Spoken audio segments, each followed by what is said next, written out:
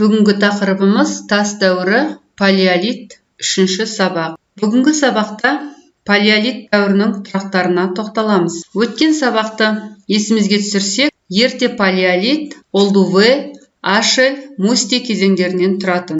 Ашель кезеңінің Қазақстан жерінен табылған тұрақтарына тоқталамыз. Оңтүстік Қазақстанның Қаратау жоталарындағы бөрі қазған, тәңір қазған тұрақтарын атап өтуге болады. Бұл жерлерден табылған тас құралдардың оңтүстік шығыс Азия мен Африканың Ашель кеніштерінен табылған дөрекі құралдарынан көп айырмашылығы жоқ. Негізгі шикізат малтатастар болған. Орталық Қазақстанда Құдайкөл, Шаман-Айбат, Обалысай тұрақтары, Ашель кезеңінің шығыс Қазақстанда табылған тұрағы, Қозыбай тұрағы. Енді Мусте кезеңінің тұрақтарына тоқталсақ, Қаратау өңірінен Қызылырысбек, Шоқан Уәлиханов атындағы тұрақ. Мусте кезеңінің батыс Қазақстандағы тұрағы Шақпақ ата, орталық Қазақстандағы тұрағы Ағадыр тұрақтары зерттелген. Кейінгі палеолиттің тұрақтарына тоқталамыз. Орталық Қазақстанда Семізбұғы, Батпақ, Қарабас тұрақтары,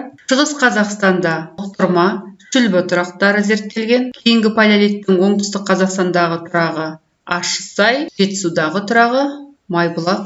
Кейінгі палеолиттің тұрақтарына ерекше тоқталатын болсақ, орталық Қазақстан жеріндегі Семізбұғы тұрағынан табылған қырғыштар жүзі түзу, кейде қайқы, тас пышақ болып келеді. Кейінгі палеолиттің ең көрнекті ескерткіштерінің бірі Батпақ тұрағы. Батпақ тұрағының жас мөлшері біздің заманымыздан бұрынғы 30-25 мыңжылдықтарды қамтиды. Бұл жерлерден 300-ге жуық тас құралдар шықты.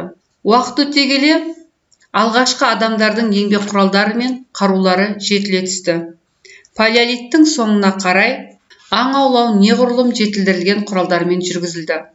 Аң аулауда қысқа сапты ағаш найза, дротик, ұшы сүйектен жасалған сүңгі, гарпун, жануарлардың мойнына немесе аяқтарына оралып құлататын жіп байлаған тастар, болыстар қолданды. Бұл кезде ретуш әдісі одан әрі жетілдірілді.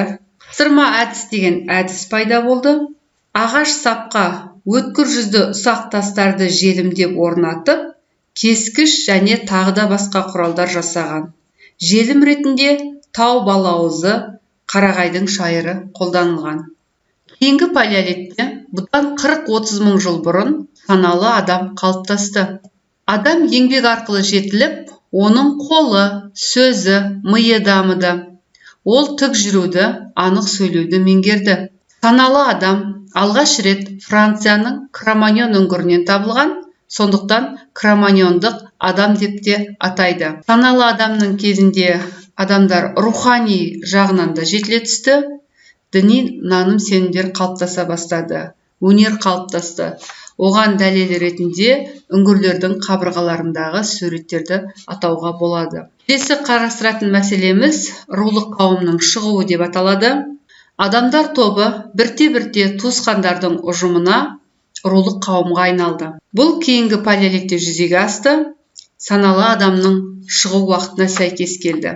Туысқандық негізде құрылған рудың алғашқы түрі аналық ру болды. Баланың тегі ана жағынан анықталды. Өйткені қауымда аналардың беделі зор болатын. Рулық қауымның басты қасиеттерінің бірі экзогамия деп аталды. Экзогамия дегеніміз рудың құрамына кіретін адамдар арасында некелесуге тыйым салу. Рудың ересек жігіттері мен қыздары жарды басқа рудан шыққан жігіттер мен қыздардан таңдады. Қауым мүшелері өзара тең болды. Жер, баспана, еңбек құралдары ортақ болды. Яғни жекеменшік болған жоқ. Жалпы жиналысқа ересек адамдардың бәрі, еркектер мен әйелдер түгел қатысты. Әр қайсысы өз пікірлерін білдірді. Жалпы жиналыста ақсақалдар немесе көсемдер сайлады. Ақсақалдар даулы мәселелерді шешті. Келесі қарастыратын мәселеміз ежелгі адамдардың қоғамдық құрылысының дамуы деп аталады. Алғашқы адамдардың бастапқы кездегі топтасу жүйесі тобыр деп аталған. Тобыр тұрақсыз болған.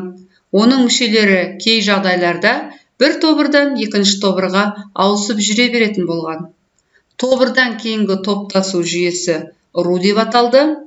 Ру дегеніміз туысқандардың тұрақты ұжымы. Ру кейінгі палеолитте саналы адамның тұсында қалыптасты.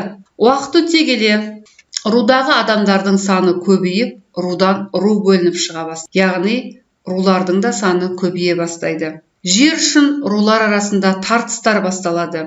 Осындай жағдайда бірнеше туыстас рулар бірігіп бір тайпаға бірігеді. Уақыт өте келе тайпалардың да саны көбейеді. Бірнеше тайпалар бір тайпа одақтарына бірігеді. Ал болашақта осы тайпа одақтары мемлекетке айналады.